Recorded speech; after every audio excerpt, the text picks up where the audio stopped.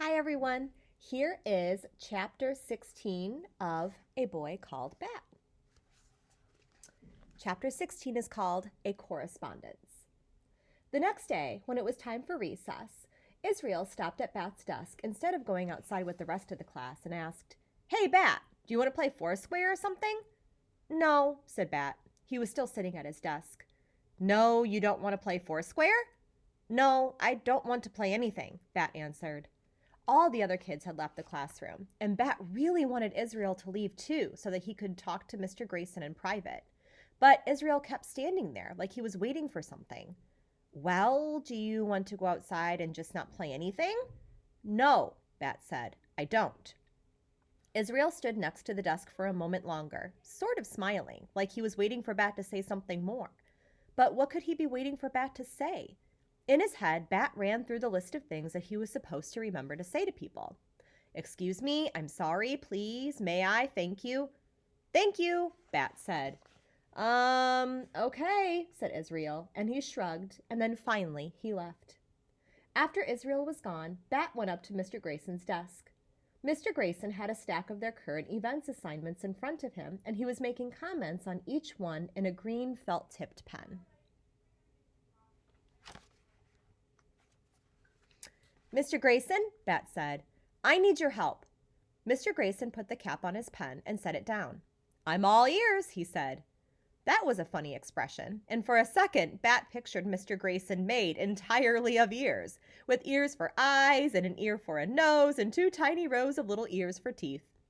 "Well," said Bat, "let me tell you about Thor."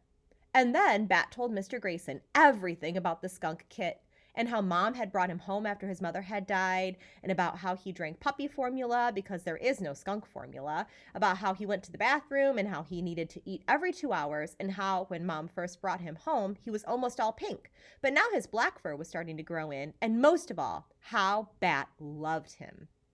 "He sounds pretty great," Mr. Grayson said. "Yes," said Bat. "He is more than pretty great. He is all the way great." "So how can I help you, Bat?" "There's a world skunk expert named Dr. Jerry Dragoo, and I want to ask his advice about something. It's important." "Okay," said Mr. Grayson. He pushed the stack of papers to one side and pulled his laptop from his satchel. He opened it and logged on. That was one of the great things about Mr. Grayson. If you said that you needed help, he just helped without a lot of annoying questions. "There's only one Dr. Jerry Dragoo," said Mr. Grayson. "He's a professor at a university. We can write him an email if you want. That's his email address right there." Could it really be this easy?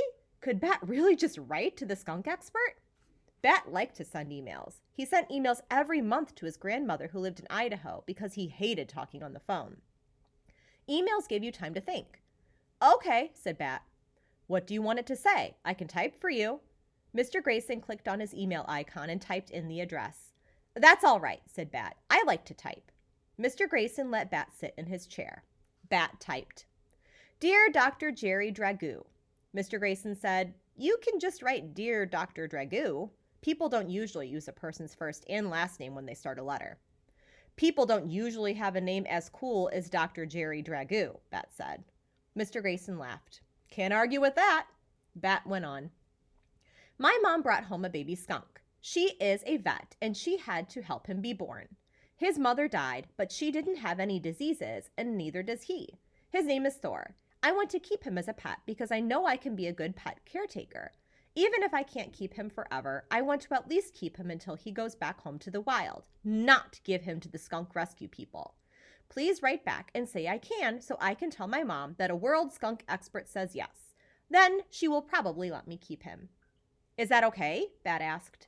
Mr. Grayson didn't answer right away, so Bat turned to look at him.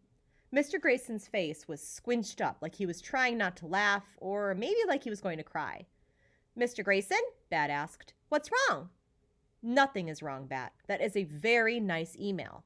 I will be interested to hear what Dr. Dragoo says." "Me too," said Bat. At the end of the email he typed, "Sincerely, Bixby Alexander Tam." People call me Bat.